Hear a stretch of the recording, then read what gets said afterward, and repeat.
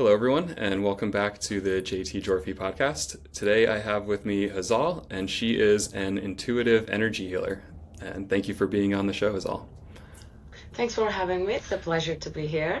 Yeah, so maybe we can start off. In your words, what do you see and how would you describe intuitive energy healing?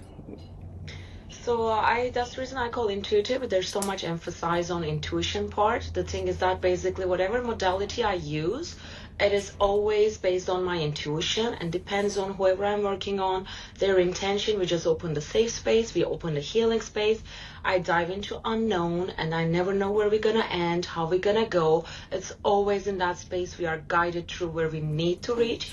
And then each and every time it's different than one before. It's different for each person. So that is the magic and beauty in it, I feel.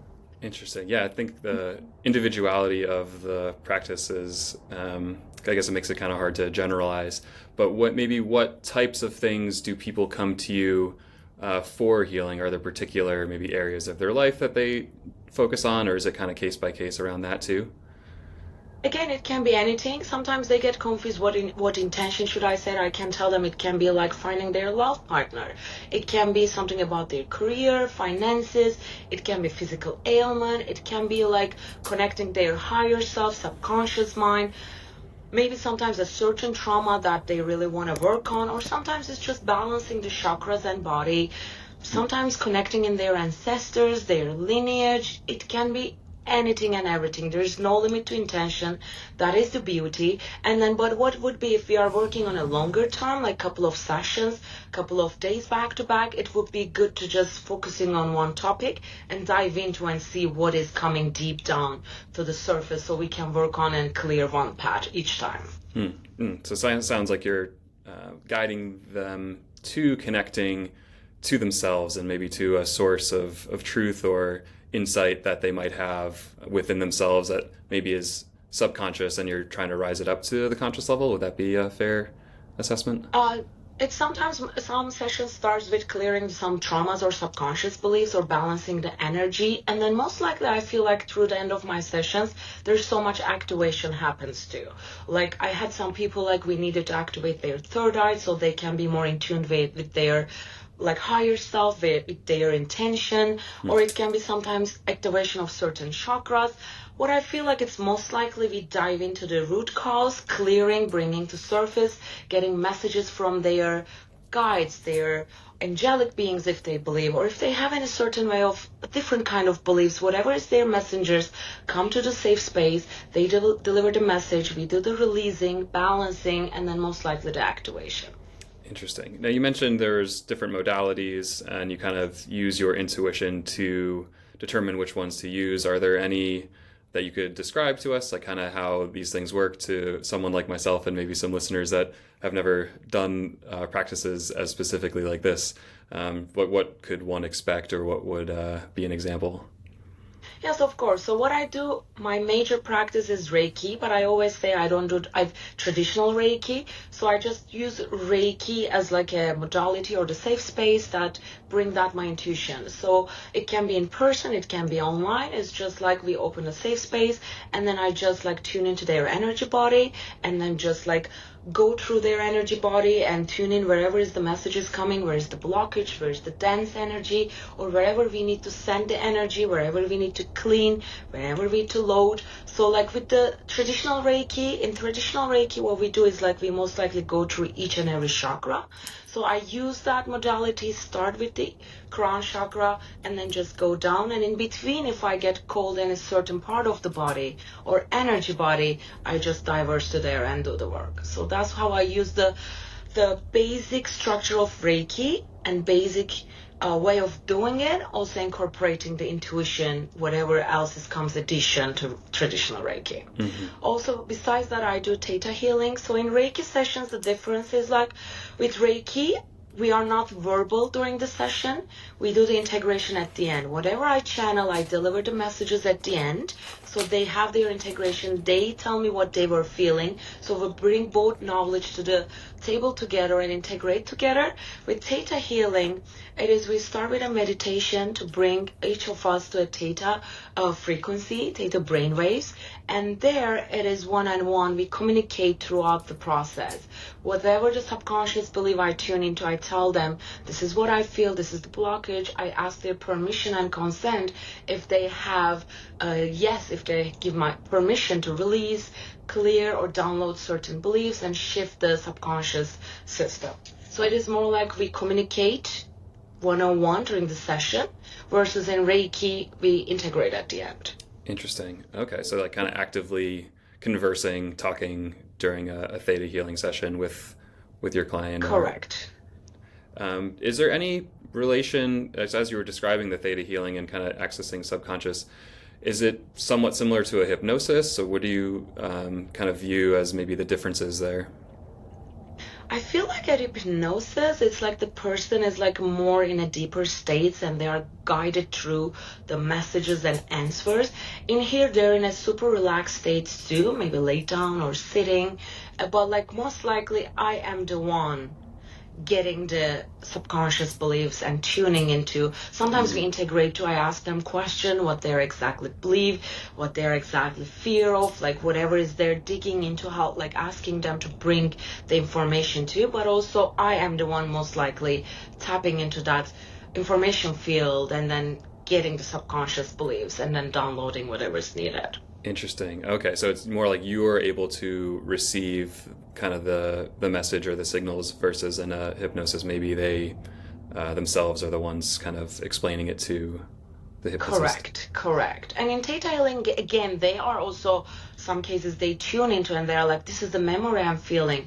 All of a sudden I remember my mom, this and such happened.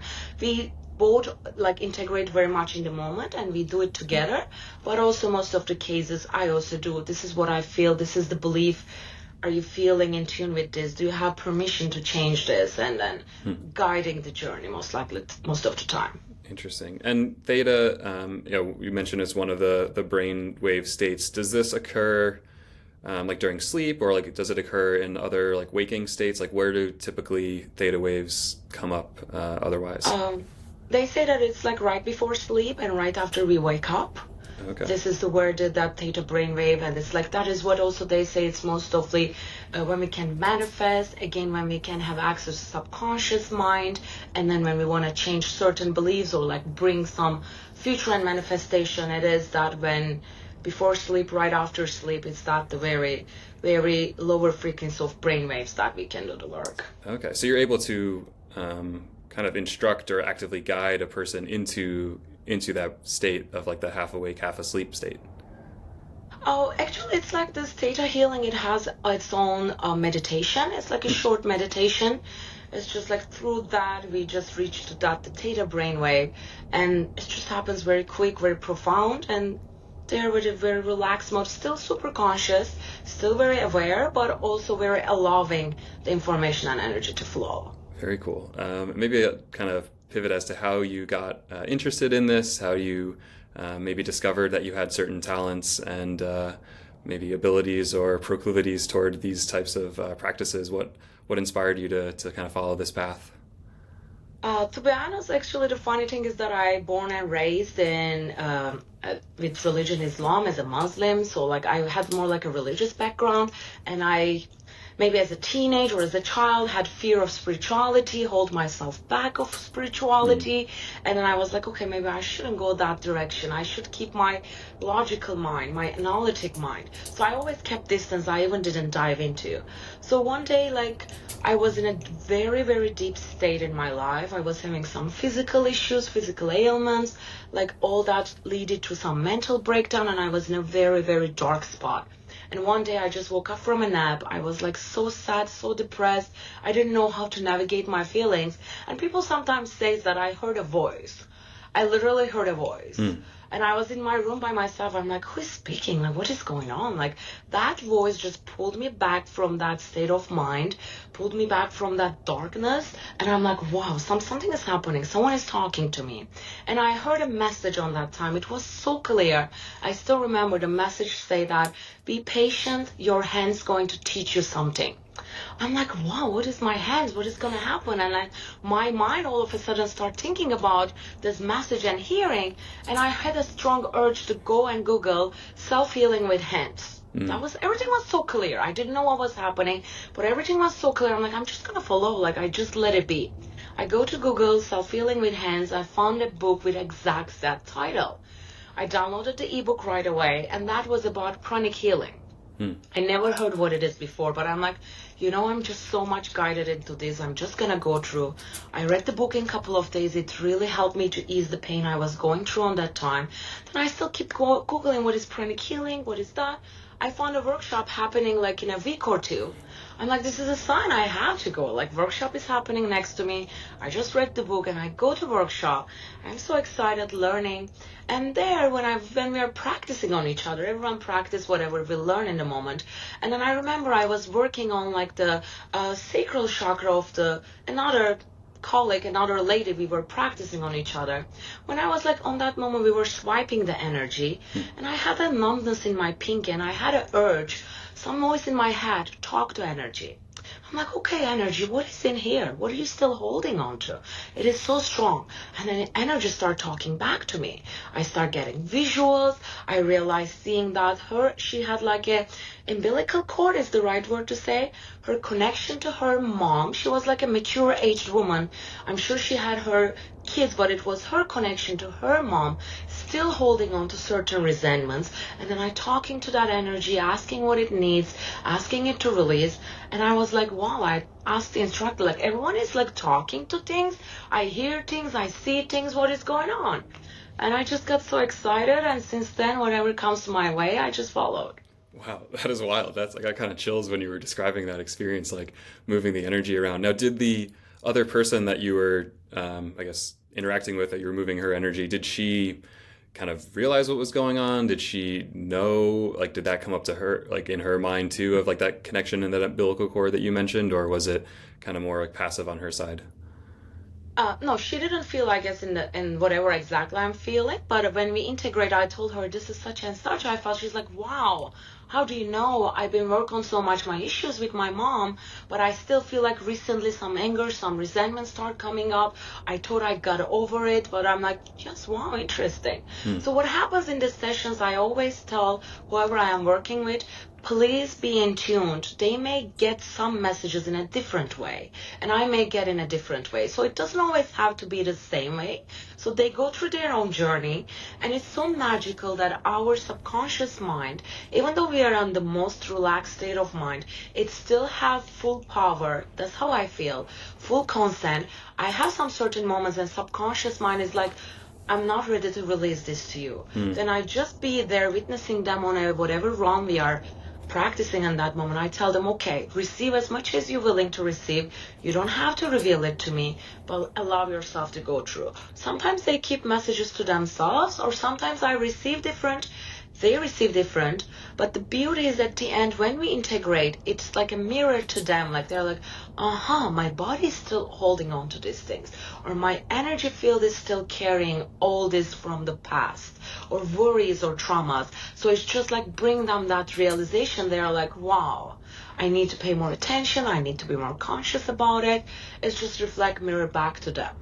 Interesting. Yeah, the integration piece I think is super profound in all these practices. I've done some breathwork sessions, and it seems like the integration at the end, when you're kind of putting into words and trying to synthesize and I guess describe what you experienced at a conscious and subconscious level, it like kind of forces everything to be boiled down, and it makes you kind of confront things that have come up. And I think that's kind of the hardest part of doing healing work, is figuring out kind of like what it is that you learned during the process. So like at the end of your sessions, Exactly. will you have like, how much maybe percentage time of the session for you is integration versus the healing practice?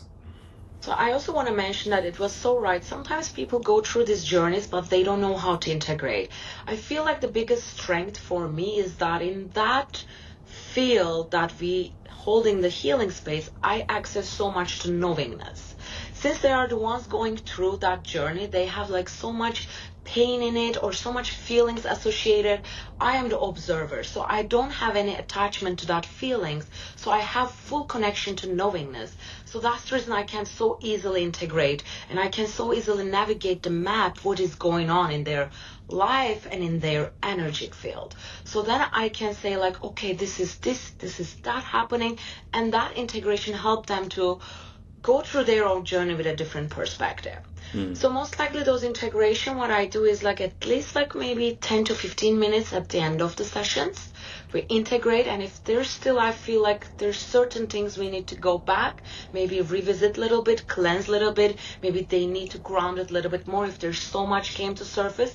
I do like after 10 to 15 minute integration, I always go back and revisit one of the whatever strongest things come to make sure that they are fully back to their body and they're fully grounded, and then we just clear the biggest piece of work we need to do. Interesting. And are for like the clearing practices and the grounding, are there any particular like meditations or breathing exercises or things like that, or is that also kind of intuitive as you go along in the session? As I go along the session, when I feel like a dense energy, I always ask like, okay, how to clean, how to cleanse, how to transmute. Sometimes I see a crystal, I call it crystal energy. Sometimes it's sun, sometimes it's air, sometimes it's earth, or sometimes if they have like certain connection to certain spiritual or religious beliefs. Once it was like for someone, Virgin Mary came.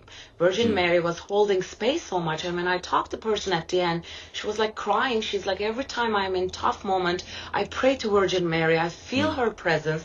I'm like, she was there for that moment. For her, the energy transformer, transmuter, cleanser, whatever we needed was Virgin Mary.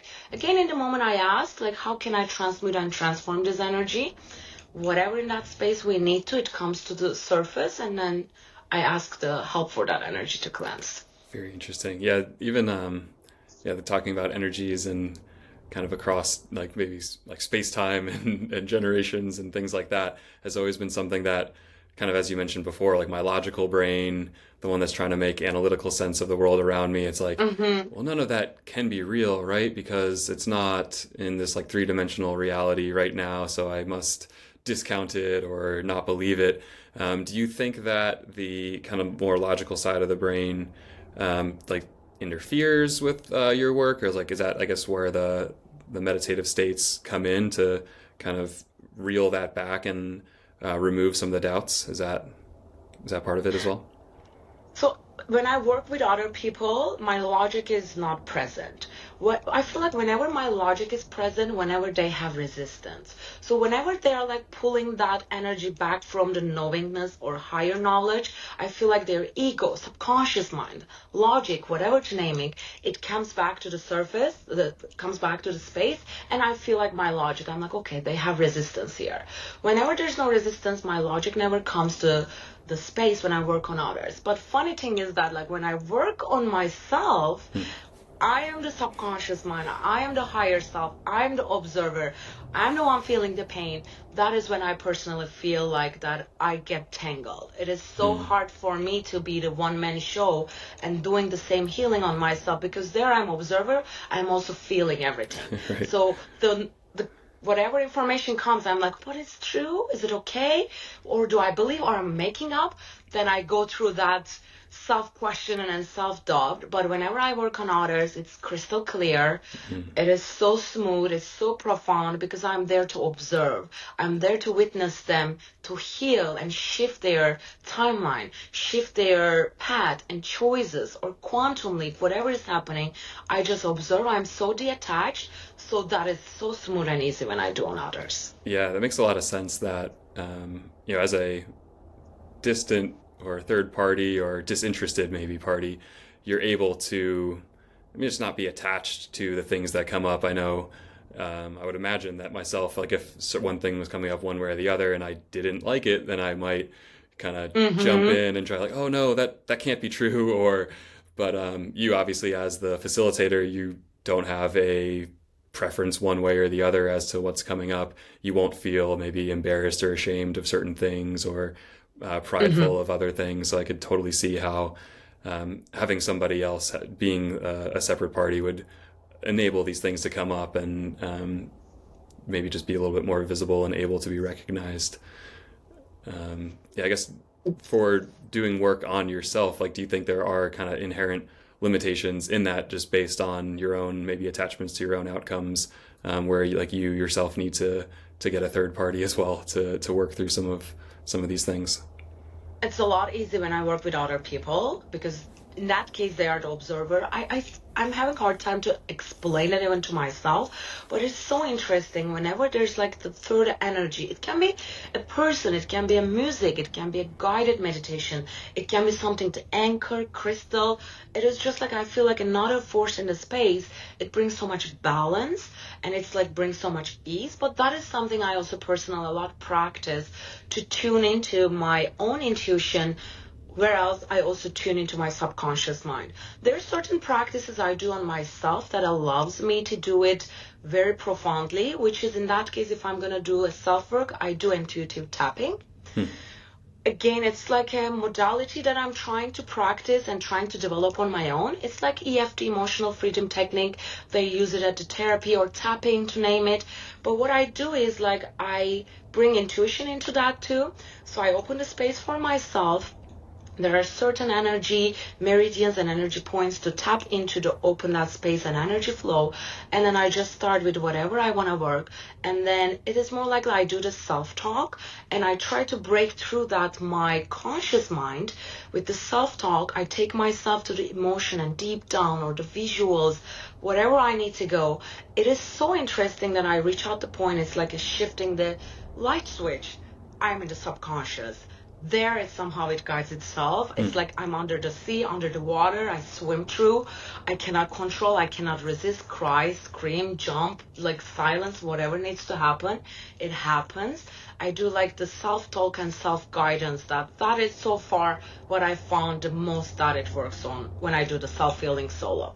Very interesting. Is it almost like a dreamlike state? You were mentioning, like, I guess the beginning with the theta brain waves, and then diving into your subconscious and almost kind of like swimming through it. Kind of reminded me of the feeling of being in a dream where you know it's coming from you, but you're not necessarily controlling all the aspects of it. I feel like it's more awake than dream states. So you are still so much awake in this one, like you're not even in like a relaxed state of mind. You're awake, you're altered, but somehow when you like dive into it, the self-guidance, like you guide yourself through the deepest wounds or Hmm. deepest traumas or memories you want to go. You just again, like with my intuition shows, I follow the path. So intuition is like works in a funny way. That's how I feel. It's sometimes like little visuals, little symbols, little feelings, but it's like a little playful and very happy and beautiful game. I just follow the leads. Okay, I saw my mom. Okay, mom, what you want to tell here to me? Hmm. It's not like I see my mom, it's like a paragraph of conversation is coming. Mom, what are you here today? Ah, I feel an ache. Okay, mom, like what is this ache is telling me? And then I see myself, oh my God, I'm like 6 years old. I'm at school. Well, let me go back to school. What is happening? It's like, that playful thing just following, and it brings you to a moment, space and time, everything disappears and melts into one pot. Hmm. It is so magical. I'm like, I had some self sessions. Like, I'm 35 years old right now. I'm 35 years old and I'm 6 years old at the same time. I'm like, Interesting. how's that possible? I'm Right. 35, I'm 6, there's no time. I'm here in Miami, I'm back in my kindergarten in my hometown at the same time. Or whatever emotion I tap, whatever memory I tap into. So that is the moment when you feel like there's no space and time, everything happening at the same time, and you pass through that dimension or that filter of reality. Hmm. That is when I feel like, okay, I'm in it and I love. Yeah, yeah, So that's still so like alerted, still so conscious, but it's so hard to explain. yeah, yeah. I mean, it's probably literally impossible to explain into words these more felt experiences, and like the psyche and awareness, and being able to go to the past and have these recollections, or being in that moment at that other age. I can't help but think, like, with various different religious traditions and the idea of like the soul, and then how that aligns with like energy body and kind of the things that exist outside of our own physical forms. Have you, in like your own reading and research and learning on this, seen parallels between? You mentioned you were a little bit more religious growing up and had like more fear of a spirituality. Has any of that kind of maybe come back full circle to be in alignment with maybe what the original scriptures or teachings that had mentioned, and then what you're experiencing now? Like any parallels that you've seen, or are they kind of separate for you still? What I like, the religious teachings, like I don't see so much like matching melting point, but I remember sometimes like as a kid, I remember I had some very vivid, very lucid dreams that I was seeing myself like flying. I falling off my bed every night at one point because I was thinking that I was flying. And I remember some moments like I was like seeing myself from above. I remember going into some like different, I even don't know, still today I cannot name it so much, like maybe different dimensions or maybe different planets I was going, but sometimes I tap into that feelings. I'm like, wow, as a kid I remember I have glimpse of memories. I was going to those places, but I couldn't name it what was happening. It felt like dreams in certain moments. It felt like I was just like swirling into my own mind. I don't know, but like some practices I feel like, wow, as a kid I had a little bit of touch base of these places and moments, but still I'm exploring that fully. What was it? Interesting. Yeah, I guess to me, all these things are pretty foreign. I'm not like super in tune with my own intuitive abilities. So like you're mentioning when you were younger, you were almost having like out of body experiences and dreams and things like that. When they were happening, did you think that it was more like this is how everybody experiences life, or did you think that it was kind of like magical? Like how did you perceive it at that time?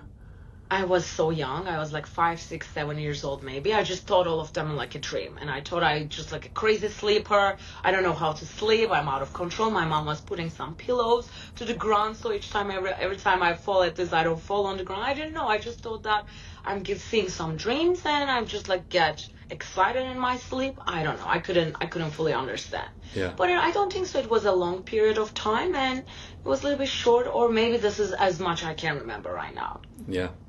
Very cool. Maybe to bring it back a little bit to the pranic energy, it sounded a little bit like Reiki, I guess, and maybe thematically, even though they're not using the same words in Reiki, it's just like the energy that's around us and being able to channel it. But could you kind of describe a little bit what you've learned about what prana is and like what the, I guess, process or how pranic healing kind of works? So pranic healing, like I guess it was more structured. It's just like they had their certain hand moves, they had certain colors as much as I remember.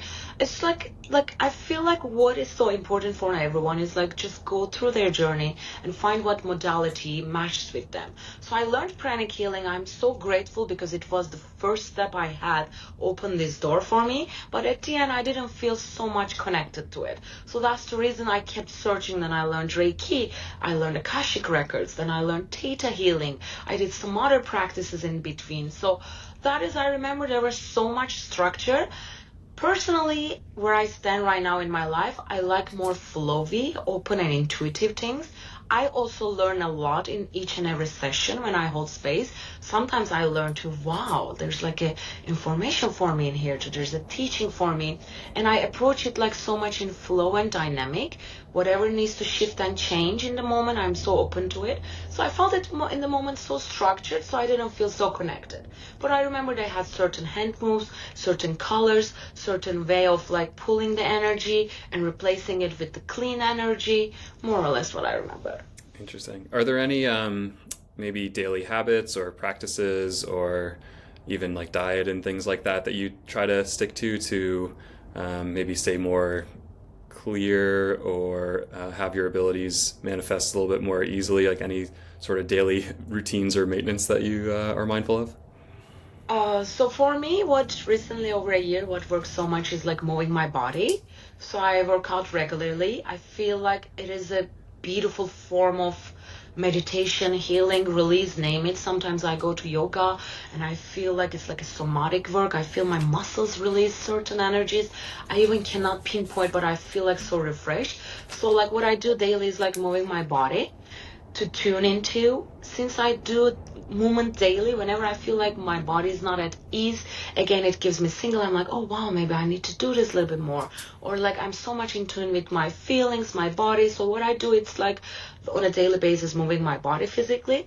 I also try to like meditate and be conscious. If there's anything comes, I try to sit with it, understand what is coming up for me, what am I going through, what am I actually go through deeper down. So I try to do all this like holding space for myself on a frequent basis, and yes, Very cool. more or less. Yeah, no, I like that as far as getting moving to stay kind of more clear and more active helps the mind to calm down. I've noticed that with myself, that the days that I don't exercise or don't work out, much more high stressed, and the days that I am able Exactly. to move the energy around, get some exertion, get some sweat going, my mental state improves drastically. So, Hmm.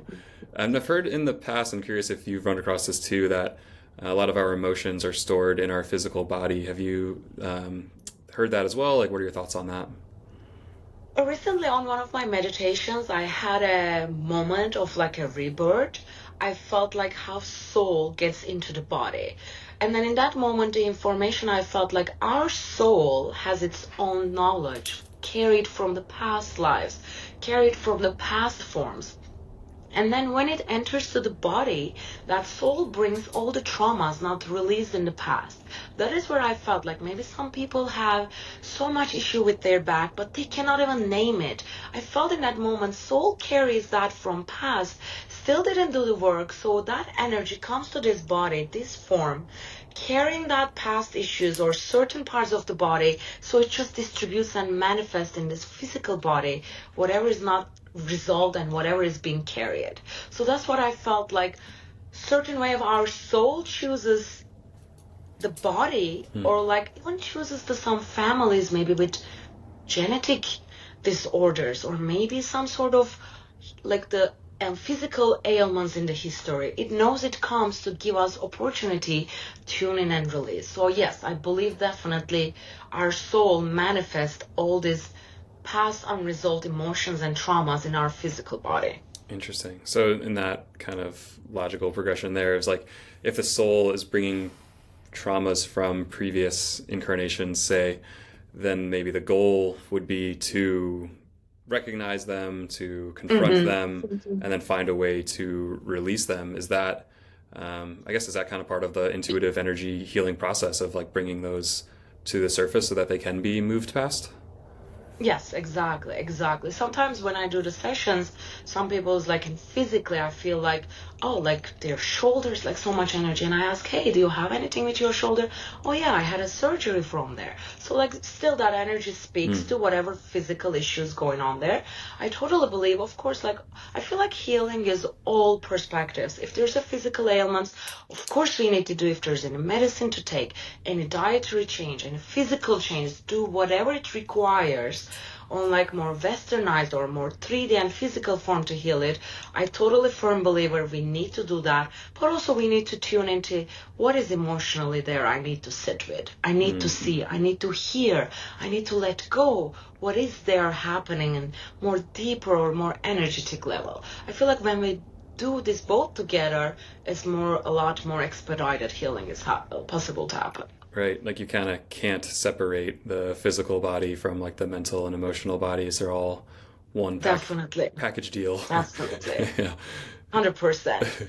It's all one, it's all together. Like I guess that is the way to start that, approaching ourselves as like a oneness. Like we are like physically, mentally, spiritually a melted one piece. Also, we as all beings, energies, planets, everything, like we are into oneness too. So the more we try to separate, polarize, or like give more energy to duality into that, that is where the conflict arises. The more we come back to the oneness, I feel like there's more, so much more ease and flow in it.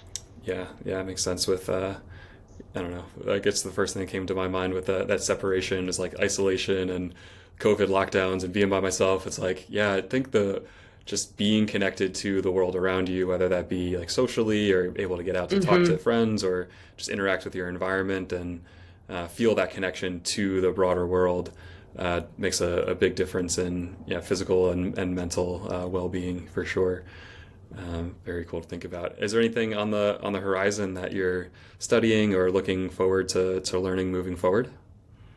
So I feel like my ultimate goal, that the tapping into intuitive tapping that I was talking about, I really would like to focus on so much to that, and hopefully shorter than planned, expected, and dreamed. I would like to create that modality because at the end, I really want everyone to be their own space holder, because that is like, it is so much power and so much beautiful energy in that. Whenever we are in a dark spot, whenever we are in a deep down sadness, whatever it is, like saying that, okay, I'm gonna hold space for myself and I'm Mm. gonna do whatever I need to do in the moment. So I want everyone to like have a glimpse of that power, to be their own self healer, self space holder. So that's my ultimate goal, that I would like to practice, and I would like to develop that and start teaching people, to show them like you can just spend 1 hour with yourself and then your life can change in an hour. It's that much powerful result can bring. So that is my ultimate horizon. But in the meantime, I still want to keep doing 101s. I learn a lot in 101s. I also would like to work with people, maybe physical ailments. I would like to work with them and to see how much impact this work can manifest positively in their physical ailment that they would like to heal, let go. So that is one thing. I would like to have a couple of case by cases situations, and then like really focus on and dive into that. And I guess that's all for so now. Very cool. Yeah, I love that. Being your own space holder and kind of giving the power back to yourself, putting your own health and your own destiny back into your own hands. I think it's easy. I've fallen into this trap myself too, of always looking to the external, trying Mm-hmm. to convince myself that my future, my destiny is in the hands of others or in some other um, realm outside of my control. But I think that makes a lot of sense and is a much more empowering perspective to say that you can hold your own space, you can heal yourself, and just get kind of educated and guided in the right direction. Then that can be the most powerful thing. Exactly. And also the intuition. Like sometimes you mentioned too, you say like you're not so connected with an intuition. Actually, everyone is like so connected and they have like access to the intuition. Because like there were a couple of ceremonies or a couple of meditation circles we were hosting, and people came that like, I don't know what intuition, I don't know what I'm gonna do. And then when they just allow themselves and they see it's a safe space, everyone is just like speaking whatever they're feeling. At the end, they were like, wow, I didn't know this is possible. I didn't know that I can channel for my friend, I can channel for you, for myself. They're like, I didn't know who was speaking. But like in 5 to 10 minutes, when they allow, when they feel seen, when they feel safe, Hmm. intuition is just there. There's another thing I really want to show people, is that like your answer is there, your intuition is there. It is just like a shifting that perspective and just practicing and playing with it a little bit, and to see that like, wow, I can do it. Yeah, I like that. Yeah, your answer is there. You may not admit to yourself that you have it or that you can find it. It's a Um, journey, yes. We all go through that. We admit, we don't, we say yes, no. It's, we all go through our own journeys, but it's just like knowing that, yes, I have my intuition, it's there and I have access. And then just like growing into that, learning and experiencing and expanding. It's a process. yeah, The goal is just, I guess, doing more and more, better and better every day. But I just want to shift the perspective of everyone that, no, I have no clue what my intuition is, to versus, I can speak to that. I start getting messages. I know how to follow my lead, my intuition. I'm more like in tune with universe talking to me, sending me signals. That is what I want to help them to shift that perspective. excellent. Cool. We're coming up on time, but I wanted to give you any last comments or last things you wanted to touch upon before we wrap things up. I'm so happy to have a chance to explain what I do here, because, as you said, it might be sometimes very confusing if they have no clue. They don't know what to expect. They don't know how to navigate. So I feel like whoever listened to this, at least they can have an idea and glimpse of. And also like just to tell them like healing is a beautiful journey. It is very joyful. It is very playful. Like sometimes people have the fear of like, oh my God, I'm gonna go back to that trauma. It was so painful. Once we go back with a different mindset, the pain just transmutes to joy, sometimes to fun and playfulness at the end, so easy. I just want to show everyone this journey is so beautiful. It's not linear, ups and downs. It is a constant surrender, layers of layers of layers of surrendering to it. But it's so beautiful. We come to a point at the end, we just make joke about what we were crying the day before. We just like grow out of it, and then we just bring that strength to ourselves and to others. I just want to show them like it's an amazingly beautiful journey. Just don't hesitate, don't pull back, and allow that to unfold for yourself. That's great. Yeah, I like that optimism, and the pain can transmute into joy. I think for myself, contemplating a healing journey, it's a little bit intimidating, and you're kind of afraid of what the shadow side of yourself might hold. But seems like the journey itself is the education and makes it worth it. And then in hindsight, once you've gone through the process, just makes it that much more, I guess, beneficial, and be able to look back on it with a better attitude. Cool. Where can folks find out more information about you, and then maybe any upcoming events or any services you're providing soon? Right now, I do one-on-one sessions whenever they would like to book. I have my website and my Instagram page. It is hazehealinghouse. So they can find my website, book a free call to discuss if they have any more questions. They can DM me on Instagram. I'm free to here, willing to answer. Let them ask their questions, get their answers. So that is the easiest way to reach out to me. But so far, what I do is all one-on-one sessions. Perfect. Cool. Yeah, so I'll drop the link to your Instagram in the description of the podcast, if that's okay with you. Oh, beautiful. I would love that. Perfect. And yeah, Hazal, thank you so much for coming on. This was Thank inspiring you. and enlightening, and it was a fun conversation. So yeah, looking forward to hopefully having you back on the show one day soon. Thank you very much. I appreciate it. This was so beautiful. Yeah, thank you. Thanks, everybody. See you next time.